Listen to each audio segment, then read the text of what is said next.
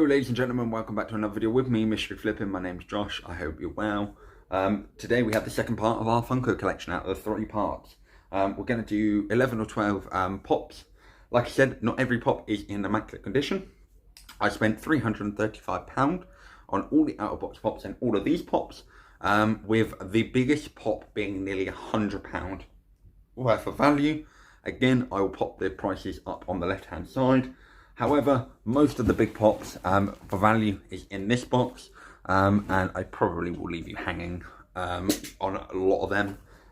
So we will start it off.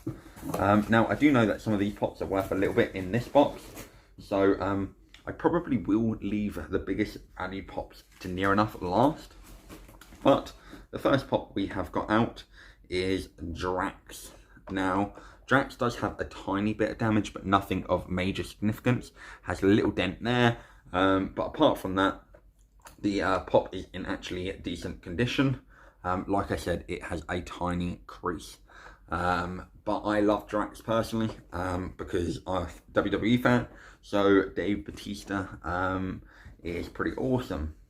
Now, we have a anime pop, and actually quite a decent hit. Pun intended there. So we have a hit from Dragon Ball Super. Again, I was just checking if that was a damage or not. It isn't really. I thought there was like an indentation, but it isn't. So luckily, in good condition.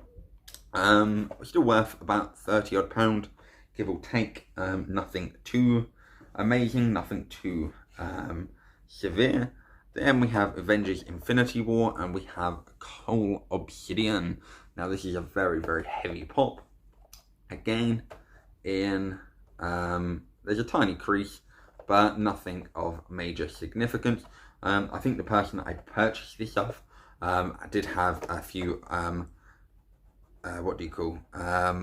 pops out. So I think all of these pops probably were out of the box at some time.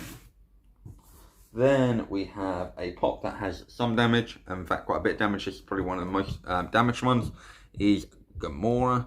Now there is damage just here and on the side, but again, can't really go wrong with it. It's still valued at a half decent. Even with this, I still probably get 70% of value, which is still more than what I paid. Another pop that actually is one that I think looks pretty cool. It's really cheap pop, to be honest, but it's the glow in the dark Ultraman. I just think he looks pretty sick. This is a Toy Tokyo San Diego limited edition from 2019. Tiny kind of indentation there, but nothing of any significance. But again, pop is in pretty good condition. And I knew that going into this. It was just that I didn't see the point in not going for it. Now, a very cheap pop, I think it's probably the cheapest one, is Aria Stark. This one is actually in really good condition. There isn't any kind of damage on this whatsoever. But we do have our Aria Stark. I actually think it's one of the newer, one of the older ones. So that's 6 done. Then we have one of my favourite ones, purely because if you heard in the out-of-box pop, one of my favourite films is Thor Ragnarok, and we have the Hulk from Thor Ragnarok. Again, I thought it just feels like there's an indentation. I mean, there is a tiny bit, but nothing of significance. Again, good pop, tiny bit of damage again, but it is minimal, and I say minimal. So I can't complain. Another one that I'm looking forward to seeing what this guy is going to be like, but we have Taskmaster. Again, it does feel like it's just got an indentation. I mean, the back has a tiny bit of creasage, but nothing of significance. But Taskmaster does look pretty cool. It is an Underground Toys exclusive. Again, I'm not the biggest Marvel collector, but when I saw these, I just had to get it. Then we have our Captain Marvel glow in the dark. This pop is in fantastic condition.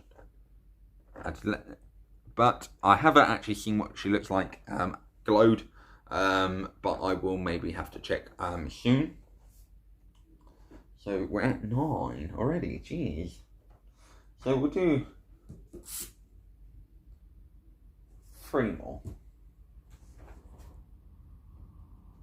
And we'll do that then. So the one with the most amount of damage, and I know it does, is this one. It is our SheHulk. This is the 2018 Spring Convention exclusive. It is just very dirty, which I probably can clean this up just to make it look a little bit better. And there is indentations here. But at the end of the day, I'm not that bothered. Nothing harsh. She's not one of the more expensive ones. But I will, of course, clean it so that it is at a half decent standard to sell this pop. Then another one that I'm not a massive fan of this pop whatsoever because I've had it so many times is T'Challa from Black Panther. In good condition. The only part that isn't is a tiny little dent there. But again, I cannot complain. But you know, Black Panther I wasn't a big fan of. I'm not a big fan of the franchise, of course.